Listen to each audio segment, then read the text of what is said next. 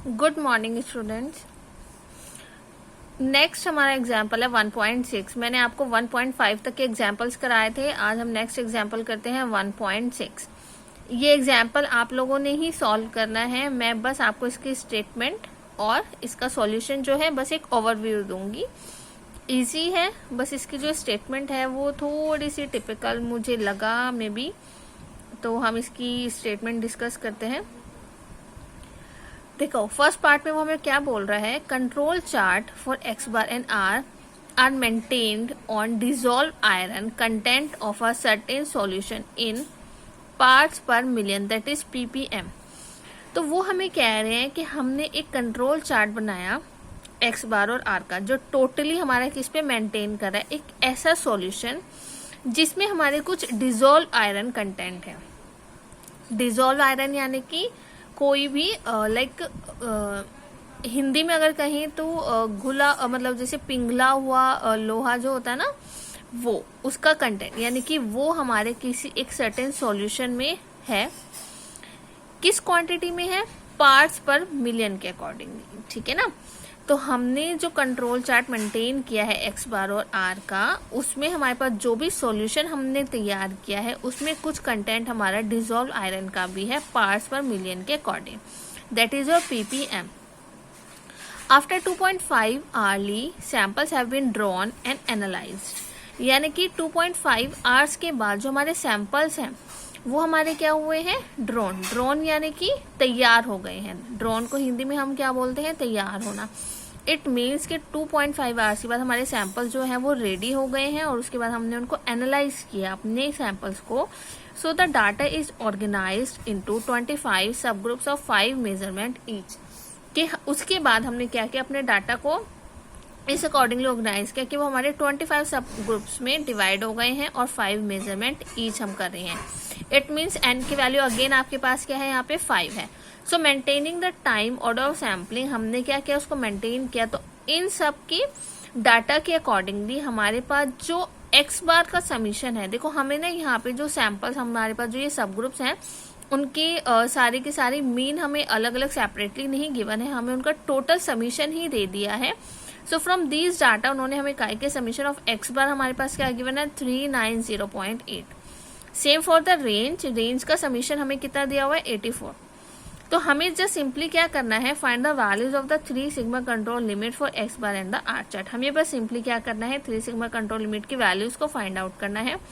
और find out करने के बाद हमें क्या एस्टिमेट करना है, the value of the sigma for this process under the assumption that the process is in control. कि हमारे पास जो भी टर्म्स आएंगी, जो 3 सिग्मा कंट्रोल लिमिट्स की वैल्यूज मैं फाइंड करूंगी, वो सारे की सारे जो मेरा प्रोसेस होगा वो क्या होना चाहिए, इन कंट्रोल होना चाहिए। ठीक है, फर्स्ट पार्ट में हमें ये सॉल्व करना है। सेकंड पार्ट में वो हमें क्या बोल रहे हैं, the specification on this process, जो भी हमने सारा का सारा प्रोसेस किया है उसकी जो स्पेसिफिकेशन है, calls for a no more than 18 ppm dissolve iron solution. कि वो हमें कह रहे हैं कि जो हमारे पास डिसॉल्व आयरन सॉल्यूशन हमने बनाया है उसमें 18 ppm से ज्यादा वो नहीं होना चाहिए। ठीक है, so assuming a normal distribution, हमने क्या एज्यूम किया है, हमारे पास एक normal distribution underlies the process and that the process continues to be in a statistical control. So according to this वो हमें क्या कह रहे हैं कि हमने एज्यूम किया कि जो हमारी नॉर्मल डिस्ट्रीब्यूशन है वो अंडरलाइन करें हमारे इस प्रोसेस को, देन द प्रोसेस कॉन्टिन्यूज, जो हमारा प्रोसेस है वो स्टैटिस्टिकल कंट्रोल में है, जिसमें हमारे पास कोई भी चेंज नहीं है हमारे एवरेज या फिर हमारे डिस्पर्शन में। डिस्पर्शन का मतलब क्या होता है, स्प्रेड करना। ठीक है ना, जैसे कुछ चीज फैल जाती है ना, काइंड ऑफ वो। क्योंकि देखो जो भी हमारा प्रोसेस है अगर उसमें कुछ भी डिफेक्ट है तो ठीक है, कई बार हमारे डिफेक्ट ऐसे भी होता है ना कि कुछ चीजें हमारी फैल जाती है, उसके अकॉर्डिंगली भी चेंजेस आ जाते हैं। तो वो हमें कह रहे हैं कि जो हमारा प्रोसेस है वो कॉन्टिन्यूअस हमारे स्टैटिस्टिकल कंट्रोल में, जिसमें कोई भी चेंज नहीं है, ना ही एवरेज में ना ही डिस्पर्शन में। So what the proportion of the sample measurement may be expected to exceed this specification. हमें अपनी प्रोपोर्शन चेक करनी है कि कितनी प्रोपोर्शन हमारे सैंपल मेजरमेंट में जो हम एक्सपेक्ट कर रहे हैं हमारे स्पेसिफिकेशन में। ठीक है, तो ये दोनों पार्ट्स हमें करने हैं। अब देखो सॉल्यूशन का मैं बस आपको ओवरव्यू दे रही हूँ, बाकी ये सॉल्व आप लोगों ने खुद करना है। अगर डाउट आएगा तो मैं फिर उसके बाद आपको बताऊंगी। अब देखो फर्स्ट पार्ट में हमने क्या करना है, हमें summation of x bar already given है, ठीक है ना। सब ग्रुप्स हमें पता है हमारे पास कितने हैं, 25 है, तो k की वैल्यू हमारे पास कितनी हो जाएगी, 25। आपने सिंपली यहाँ पे x डबल बार का फॉर्मूला अप्लाई करना है, that is your summation of x bar divided by k। Values को पुट करेंगे, हमारे पास इसकी वैल्यू आ जाएगी। सेम फॉर द r बार, आप सैंपल रेंज जब निकालोगे उसका फॉर्मूला अप्लाई करोगे, आपको उसकी भी वैल्यू मिल जाएगी। तो ये तो अभी तक हम वही कर रहे हैं जो बाकी एग्जाम्पल्स में हम कर रहे थे। अब यहाँ पे हमें जो सैंपल साइज यानी कि n की वैल्यू गिवन है वो क्या गिवन है, 5 गिवन है। तो ये मैंने आपको बताया था कि जब हमें n की वैल्यू गिवन होगी उसके अकॉर्डिंगली हम D2, A2, D3, D4 इन सब की वैल्यूज को हम टेबल में से फाइंड आउट करेंगे। तो ये आप लोगों ने खुद फाइंड आउट करना है टेबल में से, यहाँ पे उन्होंने डायरेक्टली लिखा हुआ है, ठीक है।